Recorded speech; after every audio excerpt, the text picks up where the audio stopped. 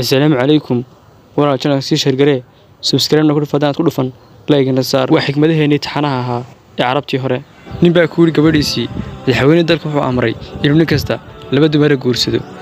hadii kale waa la dilayaa waxay ugu jawaabtay hal lagu dilo si aad u noqoto shahiid nin ayaa waqtiga afrada Ilaahay ka bariyay inuu siiyo gabar saalixada oo wanaagsan markay wax ka fadhiday gabadhiisii waxaana ku tiri ha ka bari Ilaahay gabar saalixada inuu siiyo ee ka bari inuu ku siiyo irsaaqada xalaal ah waxa la dhinin bila indha ay ku tiri gabadhiisii hadii aad arkida quruxdeeda iyo sano ee kahay wad yaabi lahayd wuxuu ugu jawaabay hadii aad qurux badan tahay kuwa indha leh caadiga kaamay tageen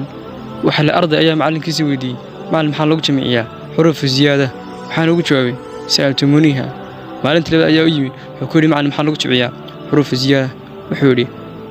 اليوم تنساه wuxuu macallin man ilaawin hadaba waxa is khilaafay macnahooda oo say u jeedaan baa is khilaafay ardaygu waxa weeganaya macnaha kaliya macallinkuna waxa weeganaya jamciska iyo waxa lagu soo ururiyay waxa la yiri Umar bin Aas muslimadiisa ka hor waxa uu saaxiib la ahaa muslimada ibn Kadaab oo hagaalkii weynaa maalmaha kamid ayaa weydiiyay ku yiri maxaa maanta lagu soo dejiyay saaxiibka waxaanu yiri bismillaahir rahmaanir rahiim inna a'dinaka al-kawthar fasalli li rabbika wanhar inna shani'aka huwa al-abtar salaam wuxuu yiri anna waxa lagu soo dejiyay mid ka lamid ah waxaanu yiri sheeg waxaanu yiri yaa wabar inma anta udunun wa sadrun iyo wax kale aan dhaamin waxaanu ku yiri Umar bin Aas been bad sheegaysa kadaab baatay sidaana ku kala tageen nin baa wuxuu guursaday gabadh la dhaho Sakiina hadana waxa uu guursaday gabadh kale la dhaho Sakiina dadna waxa uu furay tii hore waxaana la weydiiyay lagu yiri waxaad u furtay gabadhii hore waxaanu ku jawaabay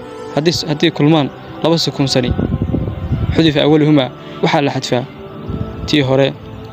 gabadh baa aragtay nin oday oo leh dumarka hays asturaan shirkooda ha qariyaan iyaga bixin guriyaha waxaana ku tiri sheekhow maxaad saa u leedahay waxaan ugu jawaabay saa waxaan leeyahay koor hadii aad seeto malabkaasna uu yahay bila dabool maxaad sameyn lahayd waxa ku tiri waan dabooli lahaa oo waan qarin lahaa hadaba wuxuu ku yiri jidkaaga waa inaad dabooshaa oo qarisaa si aan igu soo ururin dibaabka yaani duqsiga raggu waxa dhintay nin majuusiya oo lagu leeyahay deyn dibna waxa loo yimi inankiisi waxaan lagu yiri ka bixi aabaha deynta